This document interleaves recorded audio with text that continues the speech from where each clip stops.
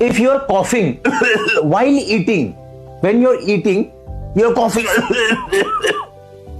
Esophagitis or trachoesophageal fistula, probably. समझ गया। दोस्तों, अगर आपको खाना खाते समय खांसी आती है, मोस्टली ईसोफेजाइटिस या ट्रैकोईसोफेजियल फिस्टूला, प्लीज समझिए दोस्तों। नमस्कार।